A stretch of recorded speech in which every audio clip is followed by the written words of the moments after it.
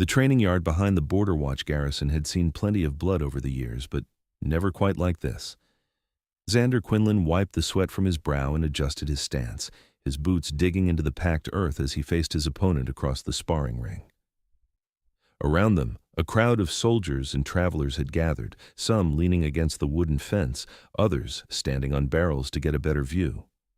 The afternoon sun beat down mercilessly, turning the yard into an oven, but Xander barely noticed.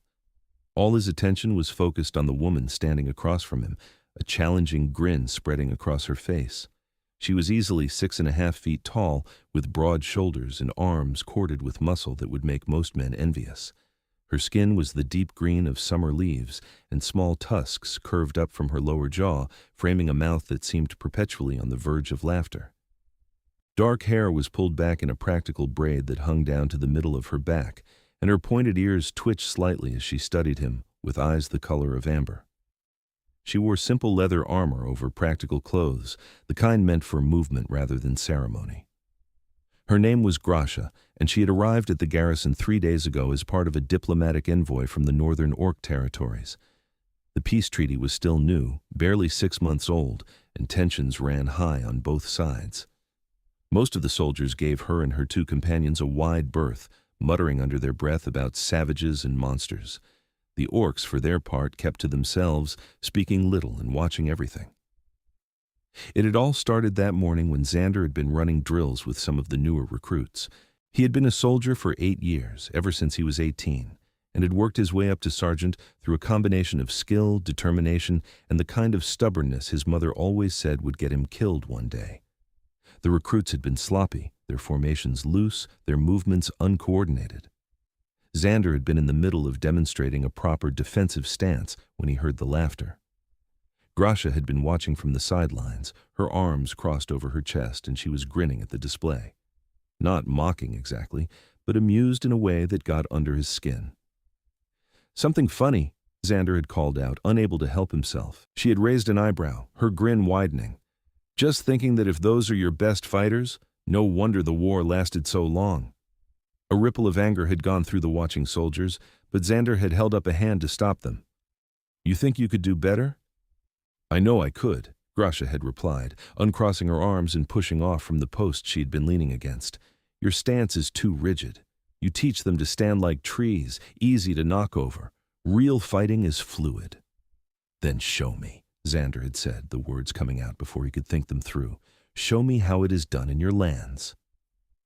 That was how they had ended up here, in the sparring ring, with what seemed like half the garrison watching. The rules were simple: first person to pin the other for a count of 3 won. No weapons, no magic, just strength and skill. Xander had wrestled plenty of men in his time, had held his own in countless brawls and training matches.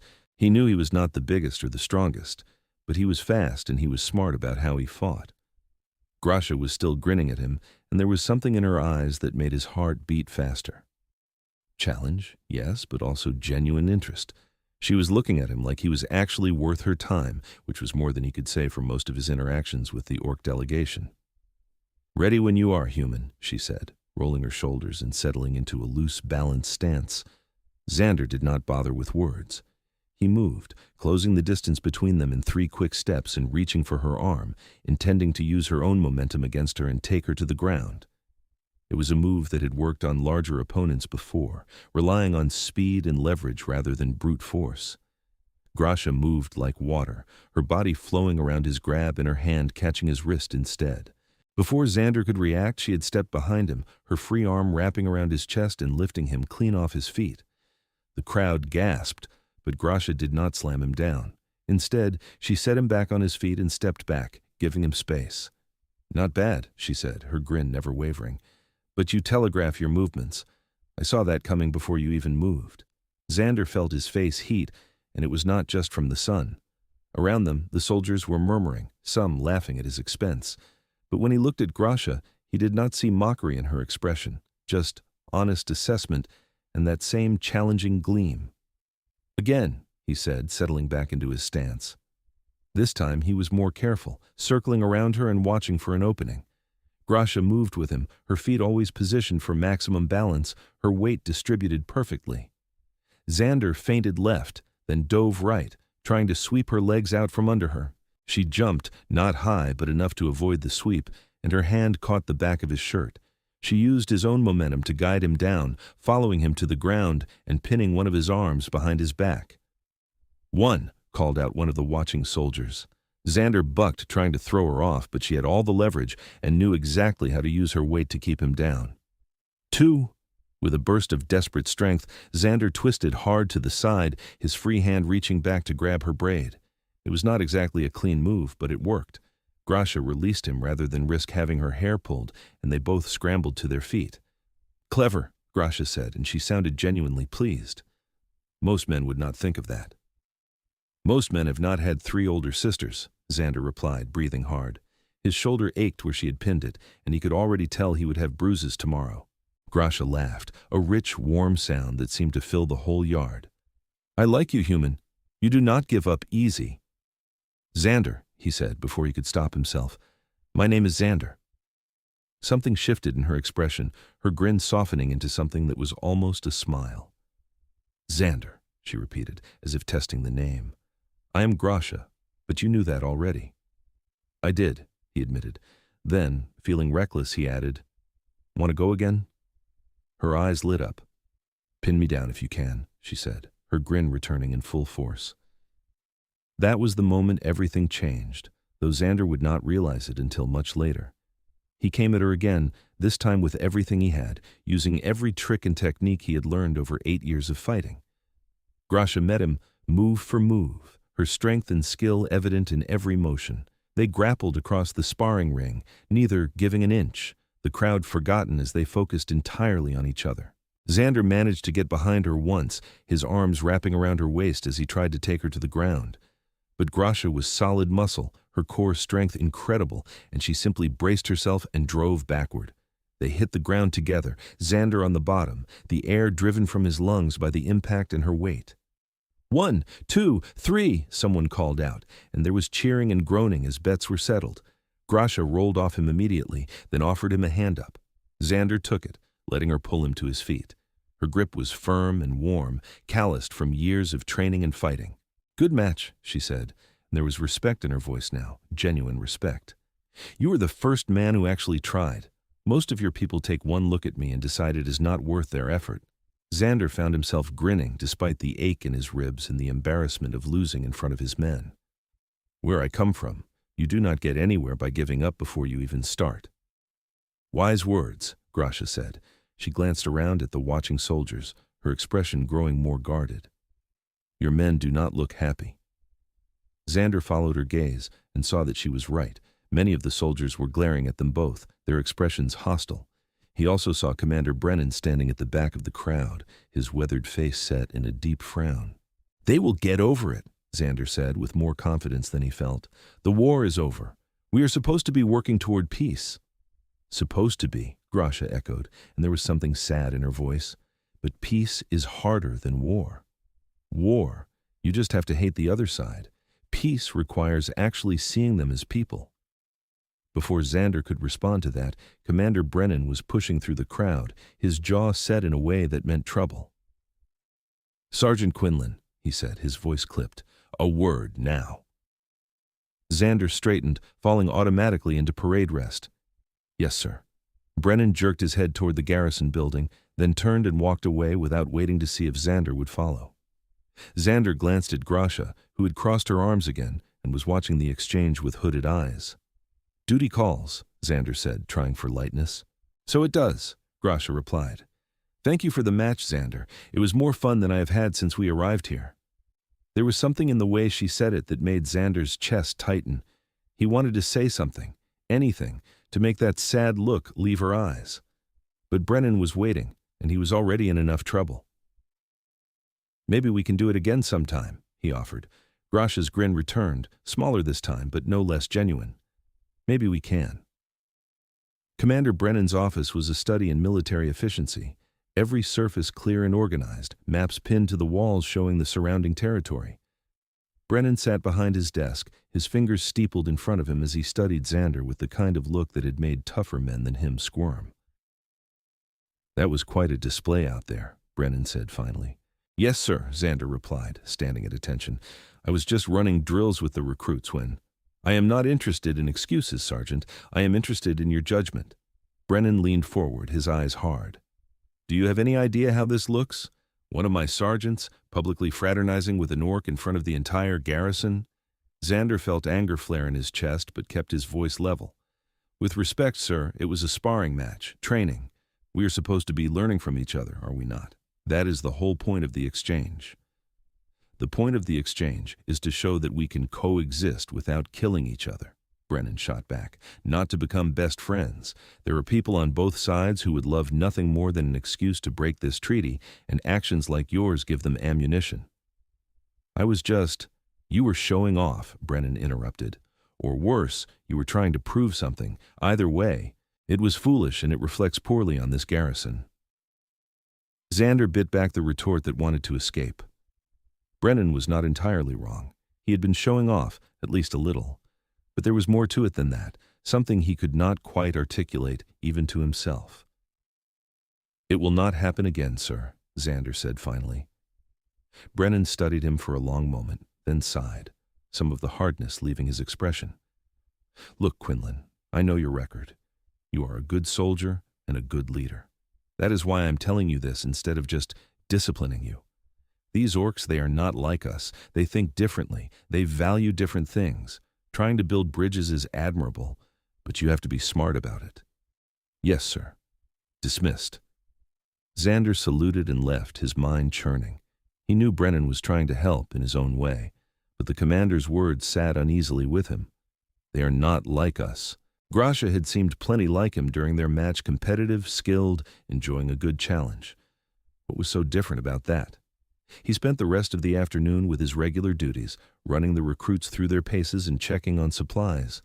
But his mind kept drifting back to the sparring ring, to Grasha's grin and the way she had moved, to the feel of her hand pulling him to his feet. That evening, unable to help himself, Xander found himself walking past the building where the orc delegation had been housed. It was separated from the main barracks, a small structure that had once been used for storage. Grasha was sitting outside on the steps, sharpening a knife with long, practiced strokes. Her two companions were nowhere to be seen. She looked up as he approached, her expression unreadable in the fading light. Come to try again? She asked. Xander shook his head, suddenly feeling foolish. What was he even doing here? Just walking. Thought I would see how you were settling in. Grasha studied him for a moment, then patted the step beside her. Sit. Unless your commander will have your head for it. Xander hesitated, then sat. Probably, he admitted, but I've never been particularly good at following orders I disagreed with. That earned him another of those warm laughs. I noticed. You have a stubborn streak. It shows in how you fight. My mother says the same thing, Xander said, usually right before she tells me it will get me killed. Mothers worry, Grasha said, her voice softening. Mine did too before she died. I'm sorry, Grasha shrugged, still working on her knife. It was years ago. She died in the war, fighting against your people. That is the way of things. The words hung between them, heavy with history and pain. Xander thought about all the people he had lost to the war, friends and fellow soldiers cut down by orc blades. And here he was, sitting next to one, talking like they were old acquaintances. For what it is worth, Xander said carefully, I am glad the fighting is over. Are you? Grasha set down her knife and whetstone, turning to look at him fully. Truly? Or do you just say that because it is what you are supposed to say? Xander met her gaze, those amber eyes that seemed to see right through him. Truly, he said, I have seen enough death to last a lifetime. If we can find a way to live without killing each other, I want to try. Something in Grasha's expression softened. That's a good answer, she said. Better than most I have gotten from your people. They look at us and see monsters. They do not care if we want peace or not. Some of them do, Xander admitted, but not all. Some of us remember that we all bleed the same. Grasha smiled, a small, genuine thing that transformed her whole face. You are strange, Xander Quinlan. I cannot decide if you are very brave or very stupid. Probably both, Xander said, and was rewarded with another laugh. They sat there in comfortable silence for a while, watching the sun finish setting and the stars begin to emerge. Xander knew he should go, that every moment he spent here was another mark against him if anyone saw, but he did not move, and neither did Grasha. "Tell me something," Grasha said eventually. "Why did you agree to spar with me?" "Really?" Xander considered the question. "Honestly? Because you looked bored out of your mind, and I thought it might be interesting. That is it? And because I was tired of everyone walking on eggshells around you. You are here for the peace, right? To help build understanding. Hard to do that if everyone treats you like you're about to explode." Grasha was quiet for a long moment. "You saw that, did you? Kind of hard to miss. You have been here 3 days, and the only people who have spoken to you are the ones who have to for official business. And you thought beating me in a fight would help?" Xander laughed. "I thought treating you like a person would help. The fighting was just an excuse." Grasha looked at him, and there was something in her eyes that made his breath catch. "You are definitely strange," she said softly. "But I think I like strange." Before Xander could figure out how to respond to that, the door behind them opened, and one of Grasha's companions stepped out. He was nearly as tall as Grasha, with darker green skin and scars across his arms that spoke of many battles. His eyes narrowed when he saw Xander. "Grasha," he said in their language, which Xander did not speak, "what are you doing?" "Talking, Crag," Grasha replied in the same language, her tone patient. "The same thing we are supposed to be doing." "With him? You know what the elders said. We are to observe and report, nothing more. Getting involved with humans will only cause trouble." "Since when have I ever been afraid of trouble?" Crag's expression darkened. "This is not a joke. If you compromise this mission, I will not," Grasha interrupted, standing up. "Go inside, Crag. I will be there soon." Crag looked between them, his jaw tight, then turned and went back inside, slamming the door behind him. Grasha sighed and rubbed her forehead. "I should go," Xander said, standing as well. "I did not mean to cause problems." "You did not," Grasha said. "Crag worries too much. But he is right about one thing. This is complicated. For both of us." "Yeah," Xander agreed. "It is." They looked at each other in the darkness, and Xander felt the weight of everything unsaid between them. The war, the treaty, the years of hatred and bloodshed that had brought them to this moment. "Same time tomorrow?" Grasha asked, and there was hope in her voice, small but unmistakable. Xander should have said no, should have walked away and kept his distance, done what Brennan had ordered, but when he opened his mouth, what came out was, "Same time tomorrow." Grasha's grin was bright enough to rival the stars. "Good. And this time, maybe you will actually manage to pin me." "Maybe you will stop being so cocky," Xander shot back. "Never." Xander found himself grinning as he walked back to the barracks, despite everything. He was in trouble, he knew that. Trouble with his commander, trouble with his fellow soldiers, trouble with whatever was starting between him and an orc woman he barely knew. But for the first time in a long time, he felt alive in a way that had nothing to do with fighting or war. The next 3 weeks fell into a pattern. Xander would run his drills and see to his duties, and then in the late afternoon, he would make his way to the sparring ring. Grasha would be there waiting, and they would fight. Sometimes it was wrestling, sometimes hand-to-hand combat, sometimes they would use practice weapons. Grasha won more often than not, but Xander was learning, adapting, getting better at reading her movements and anticipating her strategies. And in between the fighting, they talked. Grasha told him about growing up in the Northern Territories, about her clan and their ways. She had been trained as a warrior from the time she could walk, taught to fight and hunt and survive in the harsh mountain climate. Her father had been a war chief, killed in one of the final battles before the treaty. Her mother had died years before in a raid on a human settlement. "I used to hate your people," Grasha admitted one evening as they sat cooling down after a particularly intense match. "Hated you so much I could barely see straight. Every human I killed, I told myself it was justice for my mother." "What changed?" Xander asked. Grasha was quiet for a moment, staring at her hands. "I got tired," she said finally. "Tired of hating, tired of killing, tired of watching friends die for a war that neither side could win. When the elders started talking about peace, I volunteered to be part of the delegation because I wanted to see if it was possible, if we could actually stop. And what do you think now?" "I think it is harder than I expected."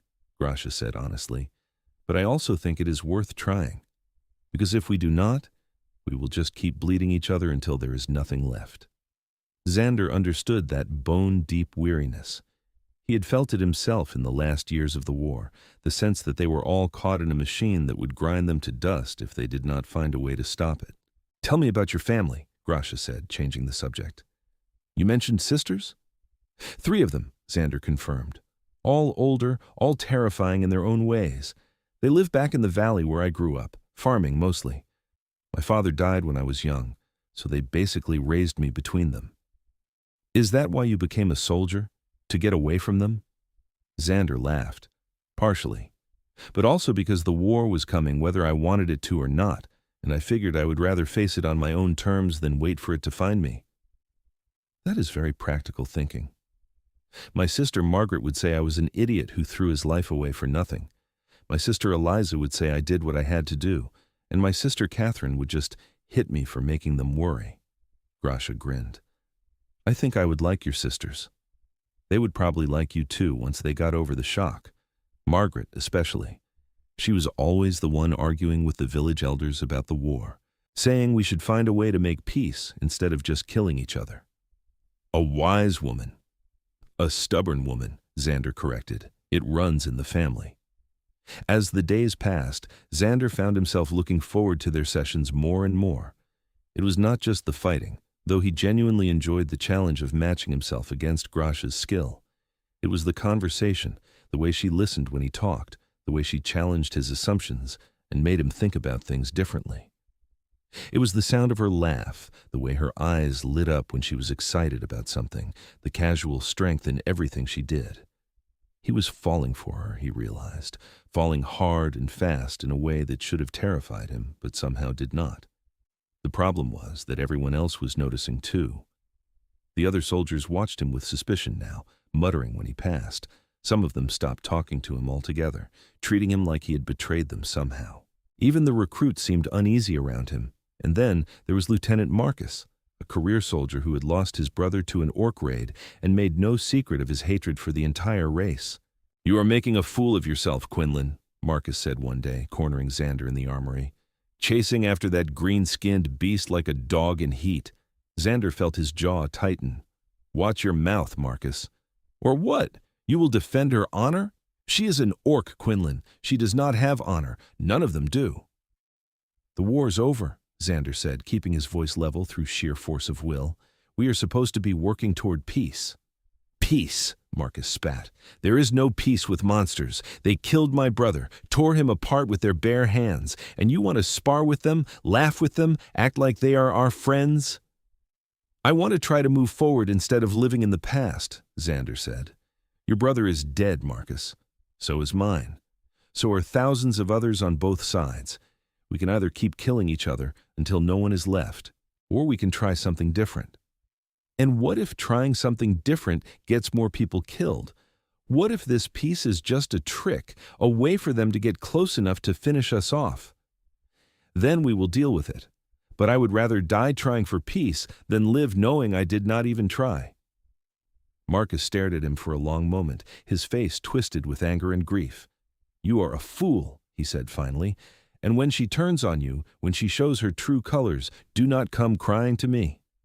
He stalked off, leaving Xander alone in the armory. Xander let out a long breath, his hands shaking slightly. He understood Marcus's pain, truly he did. But that did not mean he agreed with it. That evening, Grasha was quieter than usual. She fought with the same skill and intensity, but there was something distracted in her manner. When they finished, she sat on the ground instead of the fence, her arms wrapped around her knees. "Crag and Tessa are going back north," she said without preamble. "The delegation is ending early. There's been some kind of incident at the border, accusations of orc raiders attacking a human settlement. The elders are calling us back to deal with it." Xander felt his stomach drop. "Are you going with them?" Grasha looked up at him, and there was conflict written all over her face. "I'm supposed to, but I'm thinking about staying." "Staying? Here?" "The garrison commander has been looking for someone to help train his soldiers in orc fighting techniques. He mentioned it to our leader, thinking maybe one of us would volunteer after the delegation ended. I'm thinking about taking him up on it." Xander sat down beside her, his mind racing. Grasha, if you stay, your people will see it as a betrayal. You said yourself that getting involved with humans causes trouble. I know. She turned to look at him fully, her amber eyes intense. But I am tired of running from trouble. Xander. And I am tired of pretending that this, she gestured between them, does not matter. Xander's heart was beating so hard, he was sure she could hear it. What is this exactly? Grasha reached out and took his hand, her calloused fingers interlacing with his. I do not know, she admitted, but I want to find out. Do you? Xander looked at their joined hands, at the contrast of her green skin against his sun-browned tan. He thought about everything that would come if he said yes, the judgment, the hostility, the difficulties they would face from both their peoples. He thought about his duty, his position, all the practical reasons to walk away.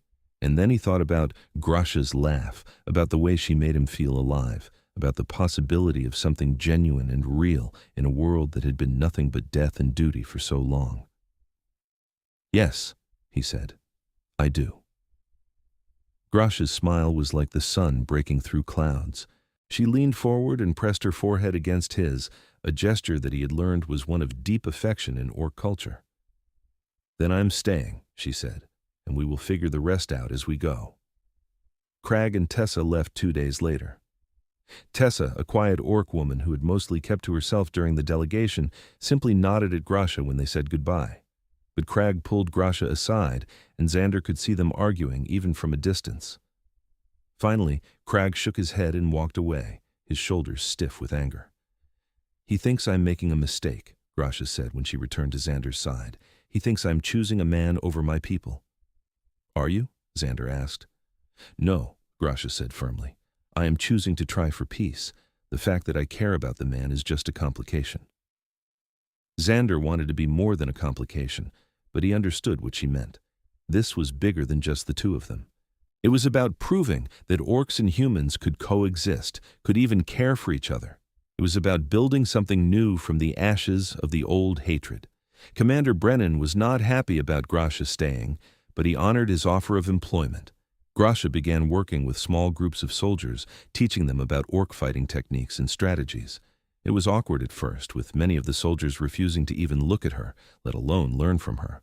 But Grasha was patient and persistent, and slowly, grudgingly, some of them started to come around. Xander did what he could to help, vouching for her skills and encouraging his men to take advantage of the training. It won him even less popularity among the other soldiers, but he found he cared less and less about that as time went on. He and Grasha stole what time they could together, usually in the evenings after duties were done. They would walk the perimeter of the garrison, talking about everything and nothing. Grasha taught him words in her language, laughing at his pronunciation. Xander told her stories about his childhood, about growing up surrounded by strong-willed sisters and learning to navigate their different personalities. You talk about them with such love, Grasha observed one evening. Do you miss them? Every day, Xander admitted. I have not seen them in almost 2 years. Letters are not the same. You should visit them, Grasha said, when you get leave. I should, Xander agreed, though I am not sure how to explain you to them. Grasha raised an eyebrow. Explain me. Am I something that requires explanation? You know what I mean. They are going to want to know about my life here, and you are a pretty significant part of that life now. So tell them, Grasha said, or are you ashamed of me? What? No. Xander stopped walking, turning to face her. That is not what I meant at all. I just mean it is complicated. They are going to worry. Because I'm an orc. Because relationships are hard enough without adding in everything else we are dealing with, Xander said. But Grasha, I am not ashamed of you. I could never be ashamed of you. Grasha studied his face for a long moment, then nodded, apparently satisfied. Good. Because I am not ashamed of you either, even if you are a scrawny human who cannot pin me to save his life. Scrawny? Xander protested, even as he felt relief wash over him at the return of her teasing tone. I will have you know I am in excellent shape. For a human, Grasha agreed, her grin returning. Want to try again? They did not make it back to the sparring ring. Instead, they ended up in one of the storage buildings, Grasha's back against the wall and Xander's mouth on hers, their hands tangled in each other's hair. It was desperate and sweet and terrifying all at once, this physical confirmation of everything that had been building between them. When they finally broke apart, both breathing hard, Grasha rested her forehead against his again. "I have never done this before," she admitted quietly. "Been with someone like this. My people do not usually mix with humans. I do not really know how it is supposed to work." "Neither do I," Xander said, "but I am willing to figure it out if you are." "I am," Grasha said. Then, with a return of her usual confidence, "Though I should warn you, orc women are very demanding lovers." Xander felt his face heat. "Is that so?" "Very," Grasha confirmed, her eyes dancing with mischief. "Think you can handle it?" "Pin me down if you can," Xander quoted back at her and was rewarded with her delighted laugh. They took things slowly after that, building their relationship in stolen moments between duties. They were careful not to flaunt it, both aware of how tenuous the peace was and how easily things could go wrong. But they also refused to hide, holding hands when they walked together, sitting close during meals in the common areas. Not everyone approved. Marcus continued to glare at them both, and there were plenty of others who shared his views. But there were also those who seemed cautiously accepting, or at least willing to tolerate what they saw as an oddity rather than a betrayal. The real test came 6 weeks after Grasha had stayed, when news arrived of a raid on a human farmstead about 20 miles from the garrison. 3 families had been attacked in the night, their homes burned, their livestock slaughtered. 2 people were dead, and several more injured. The survivors reported that the attackers had been orcs. The garrison erupted into chaos. Soldiers demanded immediate retaliation, calling for a mounted expedition to hunt down the raiders and make them pay. Commander Brennan tried to maintain order, but even he looked shaken. The peace had seemed so fragile to begin with, and now it appeared to be shattering. Xander found Grasha in her quarters, packing her belongings with quick, efficient movements. "What are you doing?" he asked. "Leaving," Grasha said without looking at him. "I have to go north, find out who did this and why. If it was orcs, if my people broke the treaty, I need to know." "Grasha, wait. You cannot just leave. The garrison is already in an uproar. If you run now, it will look like you are guilty, like you knew this was coming." "And if I stay, I will be the target of everyone's rage," Grasha shot back. "I have already heard the whispers, Xander. They think I was part of it, that I was here to spy and report back. They think I used you to gain access to the garrison." The words hit Xander like a physical blow. "That's not true. I know that. You know that. But they do not know that, and right now they are looking for someone to blame." Grasha finally stopped packing and looked at him, her expression tortured. "I have to go. I have to find the truth and bring it back. It is the only way to salvage this." Xander's mind was racing. "Then I am coming with you." "What?" "No." "Xander, that is insane. Your people need you here." "My people need the truth," Xander corrected. "And you are going to need someone to vouch for you when you find it, someone the garrison will believe." "Brennan will never let you go." "I will make him understand," Xander said. "Grasha, please, let me help." Grasha looked at him for a long moment, and he could see the internal struggle playing out behind her eyes. Finally, she nodded. "All right. But if this goes wrong, if we cannot find the truth, or if the truth is worse than we thought, I need you to promise me something. Anything. Promise me you will go back to your people. Do not let my choices destroy your life." Xander stepped forward and took her hands. "The only thing that would destroy my life is losing you, so let us make sure that does not happen." Convincing Commander Brennan was one of the hardest things Xander had ever done. The commander was furious at the suggestion, calling it reckless and irresponsible. But Xander stood his ground, arguing that sending a joint investigation would show good faith and might help prevent the situation from spiraling into open war. "And if she is leading you into a trap?" Brennan demanded. "If this whole thing was planned from the beginning? Then I will be dead, and you can say you told me so," Xander replied. "But I do not believe that. Grasha has been training our soldiers for weeks, teaching them how to fight against orcs. That is not exactly helping her people if they were planning an attack." Brennan rubbed his face tiredly. "You are too close to this, Quinlan. Too close to her. It is clouding your judgment." Maybe, Xander admitted, but my judgment is also telling me that the truth is worth risking my life for. Is not that what we are supposed to be doing as soldiers, protecting the peace? Brennan was silent for a long moment. Fine, he said finally. You have 1 week. Find out what happened and report back. But Quinlan, if you are wrong about her, if this blows up in your face, I cannot protect you. I understand, sir. They left at dawn the next morning, riding north on horses borrowed from the garrison stables. The journey would take 2 days if they pushed hard, longer if they took their time. They decided to push hard. Grasha was quiet for most of the first day, her jaw set and her eyes scanning the horizon. Xander could feel the tension radiating off her, the weight of everything resting on her shoulders. Talk to me, he said finally, when they stopped to rest the horses at midday. About what? Grasha asked, not looking at him. About what you are thinking. About what is going through your head right now. Grasha was quiet for a moment, then let out a long breath. I am thinking about what happens if it was my clan, if my people are the ones who broke the treaty. I will have to choose between them and what I know is right. Would you? Would I what? Choose what is right, even if it meant going against your clan? Grasha met his eyes, and there was steel in her gaze. Yes, because if I do not, then everything I have been working for, everything I have been trying to build, it all means nothing. The peace has to matter more than tribal loyalty, or it will never last. Xander felt a surge of pride and affection. For what it is worth, I think that makes you incredibly brave.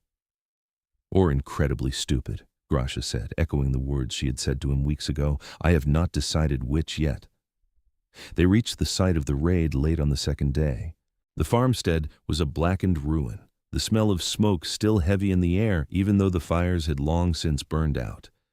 Xander felt his stomach turn as they walked through the destruction, seeing the places where people had tried to fight back, where they had fallen. Grasha was examining the ground, her expression intent.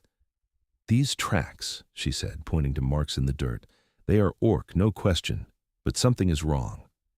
What do you mean? The pattern is wrong. Orc raiding parties move in specific formations, with scouts ahead and flankers on the sides. These tracks are scattered, disorganized. And look here, she pointed to a series of deeper impressions.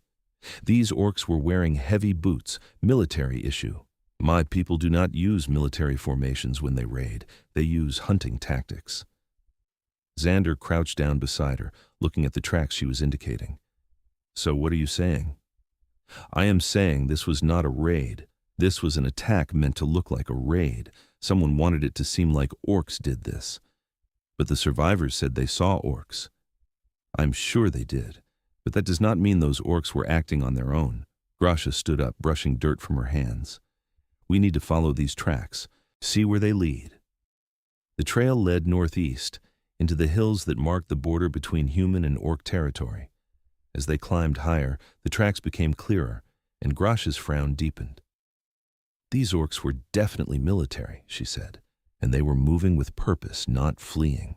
They wanted to be tracked. A trap? Xander asked, his hand going to his sword. Maybe, or maybe they want to be found for a different reason.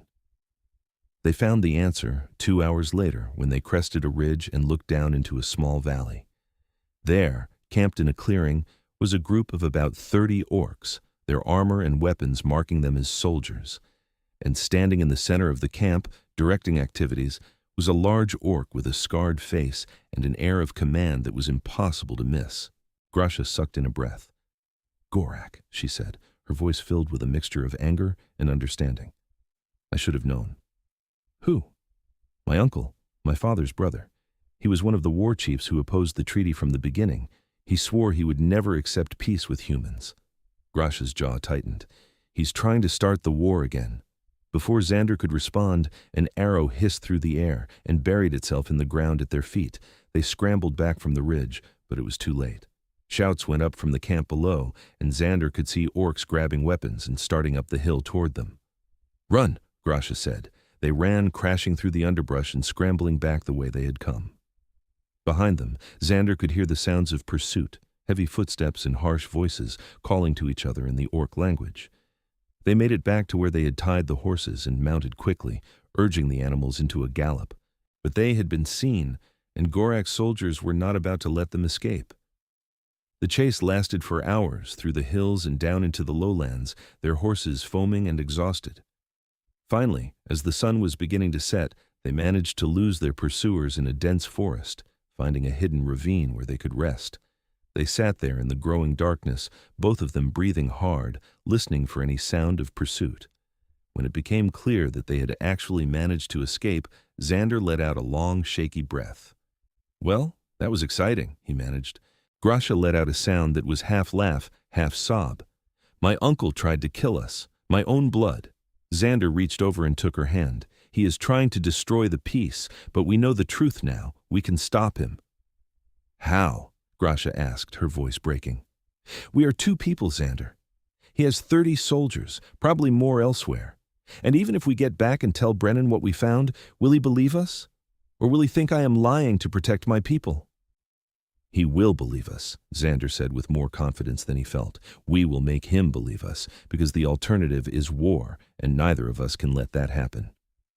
They traveled through the night, pushing their exhausted horses as hard as they dared. By the time they reached the garrison the next morning, both of them were swaying with exhaustion, their clothes torn and dirty from the chase. Commander Brennan took one look at them and ordered them into his office immediately. "Report," he snapped.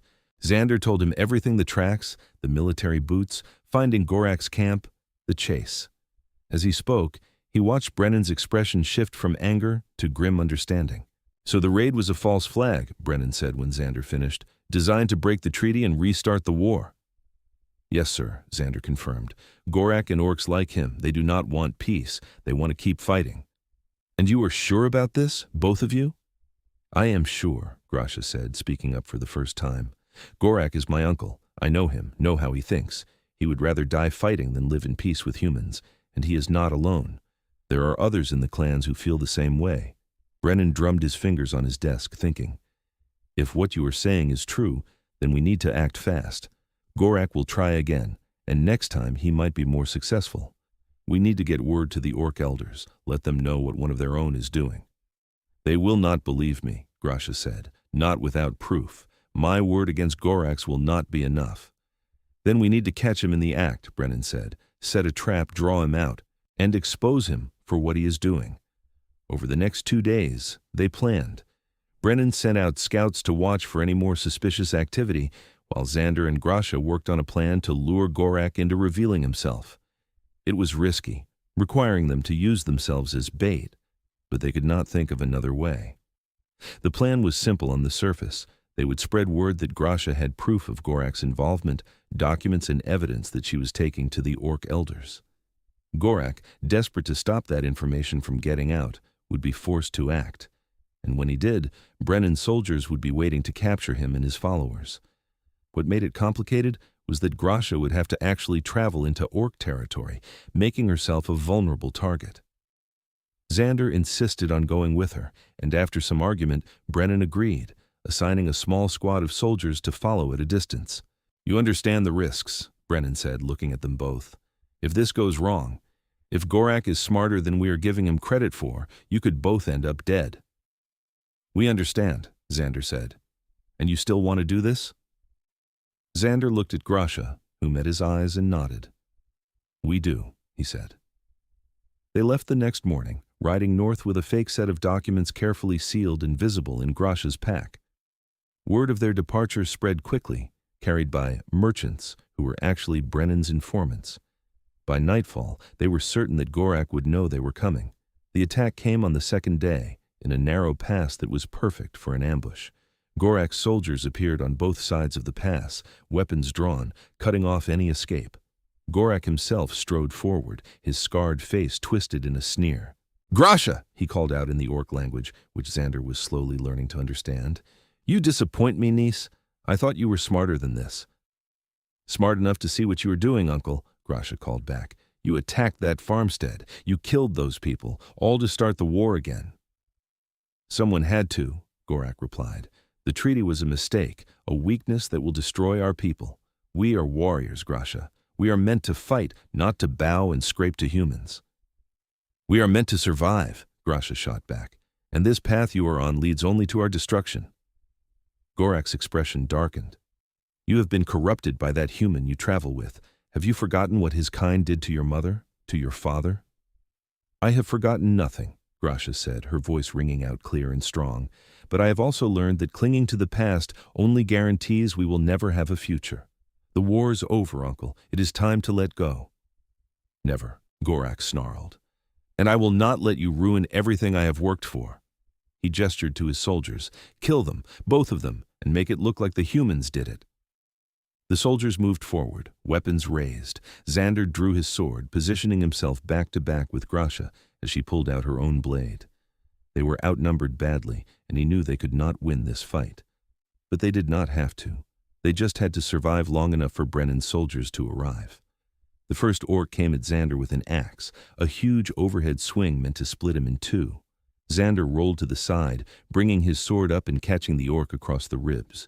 The orc bellowed and staggered, and Xander followed up with a quick strike to the leg that sent him sprawling. Behind him, he could hear Grasha fighting, the clash of metal on metal, and her voice raised in a war cry. Two more orcs came at Xander together, trying to flank him. He parried one blow, ducked under another, his training and instincts keeping him alive through pure reflex.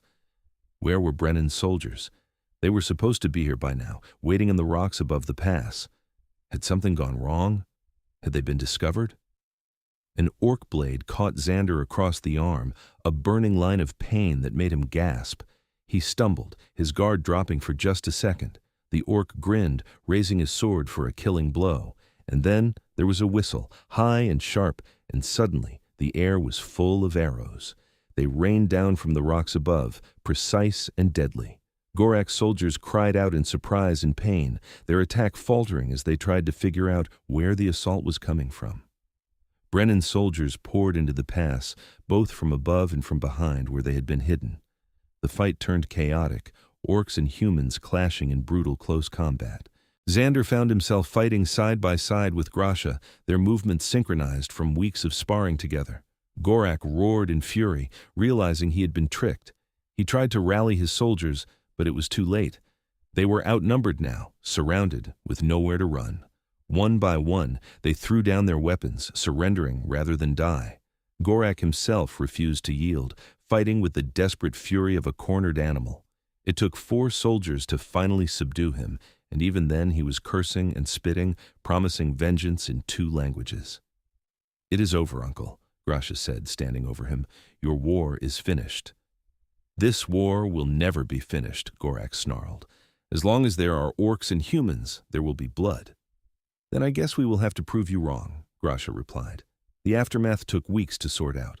Gorak and his followers were taken into custody, with both human and orc authorities working together to prosecute them under the terms of the treaty. The orc elders, horrified by what Gorak had done, issued a formal apology and worked with the human leadership to reinforce the peace. The raid victims were given compensation from both sides, and additional patrols were established along the border to prevent any future incidents. It was not perfect, and there were still those on both sides who harbored hatred and suspicion. But it was progress, genuine and hard-won. Xander spent 3 days in the garrison infirmary, recovering from the wounds he had taken in the fight. Grasha visited him every day, sitting by his bed and filling him in on the latest developments. On the 3rd day, when the healers finally cleared him to return to duty, she helped him back to his quarters. So what happens now? Xander asked as they walked slowly through the garrison. Now we continue, Grasha said. The peace still needs work. There are still people to convince, bridges to build. And us? What happens with us? Grasha stopped walking and turned to face him fully. That depends on what you want. Xander thought about everything they had been through, all the challenges they had faced. He thought about how she made him laugh, how she pushed him to be better, how she had risked everything to stand for what was right, even when it meant going against her own blood. I want you, he said simply, in whatever form that takes, for however long you will have me. Grasha's smile was soft and genuine, without the usual edge of challenge. Good, she said, because I want you too, even if you still cannot pin me in a fair fight. Want to bet on that? Xander asked. Always. They were married 3 months later, in a ceremony that blended human and orc traditions. Xander's sisters made the journey to attend, and while they were initially shocked by Grasha, they warmed to her quickly. Margaret especially took to her, the two of them bonding over their shared stubbornness and practical natures. "You are good for him," Margaret told Grasha the night before the wedding. "He has always been too serious, too focused on duty. You make him remember how to live." "He is good for me too," Grasha admitted. "He reminds me that strength is not just about fighting. Sometimes the strongest thing you can do is choose peace." The wedding itself was held in the field outside the garrison, with soldiers from the garrison and orc warriors from Grasha's clan in attendance. Commander Brennan officiated, reading from both human and orc texts. When it came time for the vows, Xander and Grasha had written their own. "I vow to stand beside you," Xander said, his voice carrying across the assembled crowd, "in war and in peace, in joy and in sorrow. I vow to see you, truly see you, for who you are, and not what others think you should be. And I vow to keep trying to pin you in a fair fight, even though we both know you will probably keep winning." There was laughter at that, warm and genuine, from both sides. Grasha took his hands, her amber eyes bright. "I vow to challenge you," she said, "to push you to be better, to never let you settle for easy answers. I vow to protect you, to stand with you against whatever comes, and I vow to always, always make you work for it." More laughter. And then Brennan was pronouncing them married, and Grasha was pulling Xander into a kiss that made the whole crowd cheer. The celebration lasted well into the night, with food and drink and music from both cultures.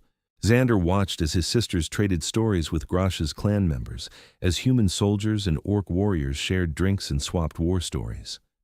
It was not perfect, and there were still awkward moments and cultural misunderstandings. But it was a beginning, a foundation to build on. Late in the evening, Xander and Grasha slipped away from the festivities, walking out to the edge of the field where they could see the stars. Grasha leaned against him, her head on his shoulder, and he wrapped his arms around her. "Do you think it will last?" she asked quietly. "The peace, I mean."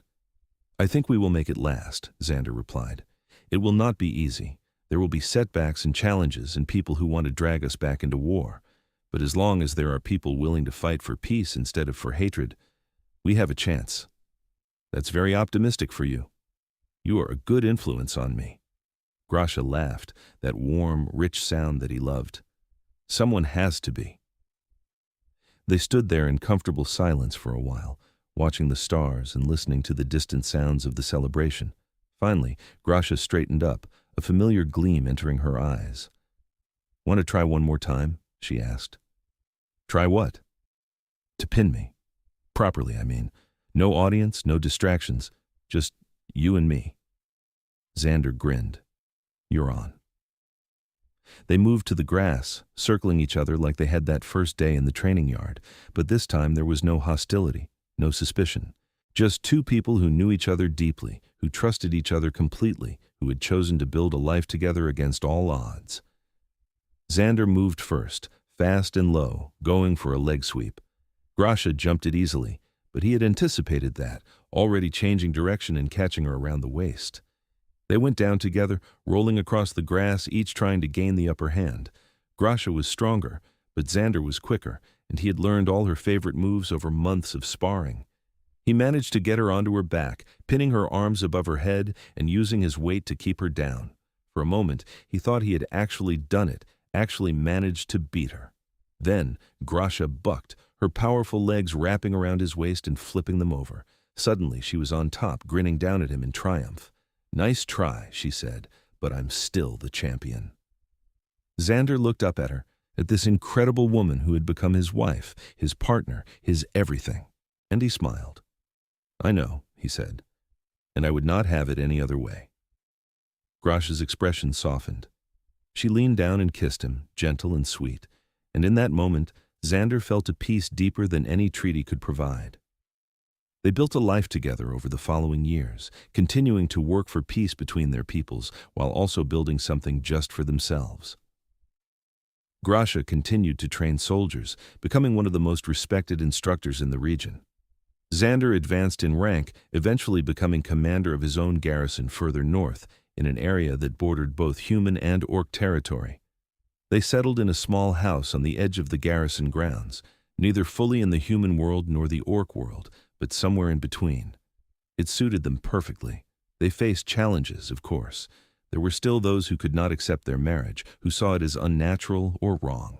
They received threats, both from humans and orcs who thought they were betraying their respective peoples. But they faced it all together, supporting each other through the difficult times and celebrating the victories. 2 years after their wedding, Grasha gave birth to their first child, a daughter they named Mara. She had her mother's green skin and her father's brown eyes, and from the moment she could walk, she showed signs of inheriting both parents' stubbornness. "She's going to be a handful," Xander said, watching as 3-year-old Mara tried to climb a tree that was clearly too tall for her. "Good," Grasha replied, not bothering to stop their daughter. "The world needs more handfuls. Easier people never change anything." Mara fell, landing hard on her bottom. For a moment she looked like she might cry, but then she just shook her head, got up, and tried again. "She gets that from you," Xander said. "She gets that from both of us," Grasha corrected. "You are the one who kept trying to pin me, remember? Even when you knew you would probably lose." "Probably?" Xander raised an eyebrow. "I did lose, every time." "Not every time," Grasha said with a mysterious smile. "That night after the wedding, you had me pinned for a good 3 seconds. That does not count. You were letting me win. Maybe. Or maybe you are better than you think." Their son was born 2 years after that, a boy they named Torin, who had his father's tan skin and his mother's amber eyes. He was quieter than his sister, but no less determined, watching everything with an intensity that reminded Xander of Grasha when she was planning her next move. Xander's sisters visited regularly, and Mara and Torin grew up knowing they had family on both sides, human and orc. They learned both languages, both cultures, and grew up seeing the differences not as divisions, but as strengths. On Mara's 10th birthday, she came to Xander with a serious expression. "Papa," she said, "the kids in the village, some of them say mean things about Mama, about us." Xander felt his jaw tighten. He had hoped his children would not have to face the same prejudice that he and Grasha had dealt with, but he also knew that was naive. Change took time, and there would always be those who resisted it. "I know, sweetheart," he said gently. "What do you say back?"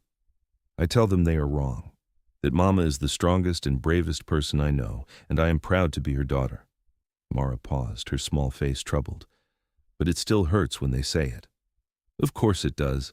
Words can hurt just as much as weapons sometimes." Xander pulled his daughter into a hug. "But you know what?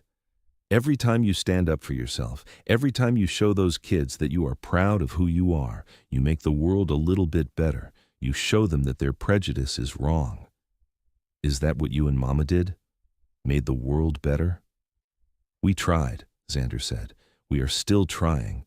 It is not something you ever finish, making the world better. It is something you have to keep working at, every day." Mara nodded solemnly, then brightened.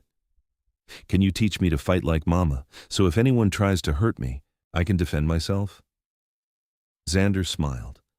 "I think your mother would be happy to teach you herself, though I should warn you she is a tough instructor." "Good," Mara said with a grin that was pure Grasha. "I do not want it to be easy." That evening, Xander watched as Grasha showed their daughter basic defensive stances in the yard behind their house. Torin sat nearby, playing with wooden soldiers, but clearly listening to every word his mother said. Xander felt a warmth in his chest that had nothing to do with the setting sun. This was what they had fought for, not just the peace treaty or the end of the war, but this moment right here. A family, mixed and complicated and absolutely perfect, existing in a world that was learning to accept difference rather than destroy it. "You are thinking too loud," Grasha called over to him. "I can hear your thoughts from here." "Just thinking about how lucky I am," Xander called back. "Lucky that I married you, you mean?" "Exactly that." Grasha left Mara practicing her stances and walked over to where Xander was sitting. She settled down beside him, her hand finding his automatically. "Do you ever regret it?" she asked quietly. "The path we chose? I know it has not been easy." Xander turned to look at her. This woman who had changed his entire life, who had shown him that strength and gentleness were not opposites, that the hardest battles were not always fought with swords. "Never," he said. "Not for a single moment. You." "Never," Grasha echoed. Then her familiar grin returned.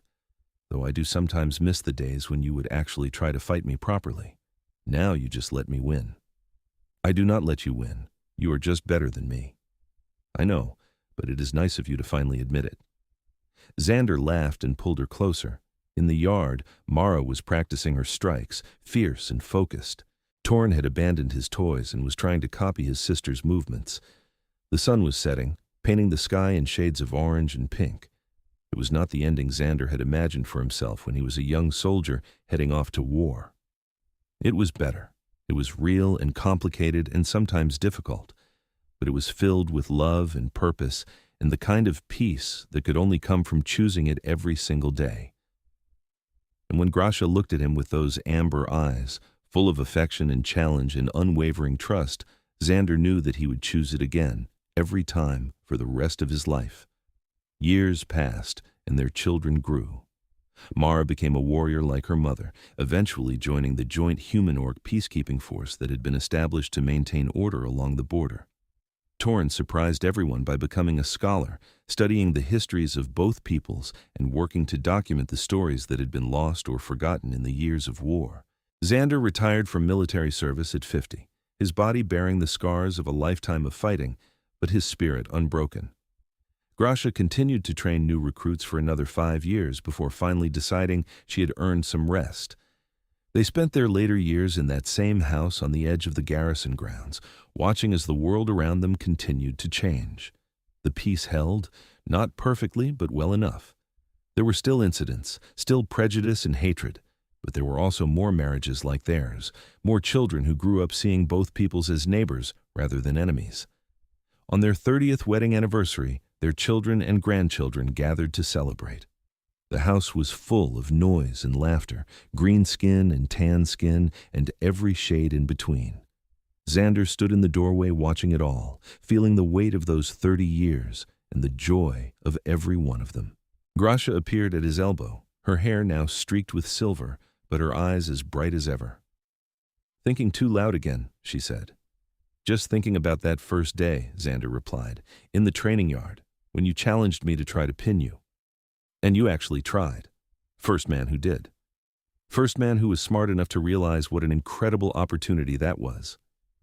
Grasha smiled, leaning into him. "We have done well, haven't we? Building this life, this family." "We have done better than well," Xander said. "We have done something that matters."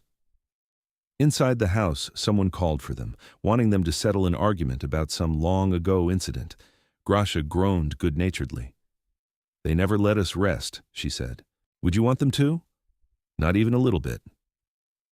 They went inside together, hand in hand, ready to face whatever came next the way they had faced everything for the past 30 years, together, stubborn, and absolutely refusing to give up on the peace they had fought so hard to build.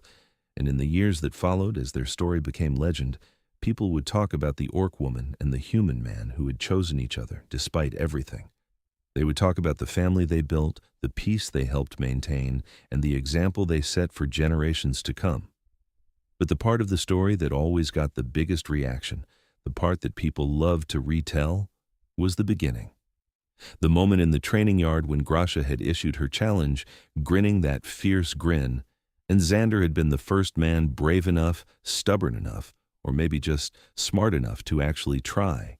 Because that moment, that single decision to engage rather than walk away, to see possibility instead of just danger, had changed everything. It had changed 2 lives, 2 peoples, and ultimately, a world. And it had all started with a simple challenge. Pin me down if you can. Xander had tried, had failed more often than he succeeded, but he had never stopped trying. And in the end, that was what had mattered most. Not winning or losing, but the trying itself, the choice to keep showing up, to keep engaging, to keep building something better. Their story ended not with grand battles or dramatic gestures, but with a quiet evening in their home, surrounded by family and love. Grasha and Xander, now in their 70s, sat together watching the sunset through the window. their hands still intertwined as they had been for over 3 decades. "Do you remember what you said to me that first night?" Grasha asked. "When we sat on the steps and Crag tried to chase you away?" "I said a lot of things that night," Xander replied with a small smile. "You said you wanted to try for peace, that you had seen enough death to last a lifetime. I remember. I did not believe you then. I thought you were just saying what you thought I wanted to hear." Grasha turned to look at him, her eyes soft with emotion. "But you meant it. You really meant it." "Of course I did. I still do." "I know." Grasha squeezed his hand. "And that is why I love you. Not because you were strong or skilled or even because you kept trying to pin me, but because you meant what you said. You chose peace, and you kept choosing it every day, even when it was hard." Xander brought her hand to his lips and kissed it gently. "I chose you. The peace was just a bonus." Grasha laughed, that same rich, warm sound that had filled his life for 30 years. "Liar. But I love you anyway." As the sun set on their life together, painting the sky in brilliant colors, Xander reflected on how unexpected this all had been. How that young soldier heading off to war could never have imagined ending up here with an orc wife and mixed blood children and grandchildren in a world that was slowly learning to heal. But then, the best things in life were often the ones you never saw coming. The challenges that became opportunities, the enemies that became partners, the fights that became the foundation for something lasting and true. "Pin me down if you can," Grasha had said, grinning. And Xander had tried. He had tried with everything he had, and in the trying had found not just a worthy opponent, but a partner, a lover, a wife, and the other half of his soul. That was how their story ended, not with conquest or defeat, but with partnership. With 2 stubborn, brave people who had looked at a world divided by hatred and decided to build a bridge instead of walls, who had faced every challenge together and come out stronger for it. And when Xander closed his eyes for the last time years later, Grasha's hand still in his last thought was not of regret or sorrow, but of profound gratitude. Gratitude for every challenge, every fight, every moment they had shared. Because she had been right that first day. He had been the first man who actually tried, and in trying, he had found everything that mattered. Their grandchildren would carry on their legacy, building on the foundation that Xander and Grasha had laid. The peace would continue, always imperfect but always worth fighting for. And somewhere, in training yards and sparring rings across both lands, orc women and human men, human women and orc men would face each other with the same challenge. Pin me down if you can. And some of them, the brave ones, the stubborn ones, the ones who understood that the best battles were the ones that ended in partnership rather than victory, would try.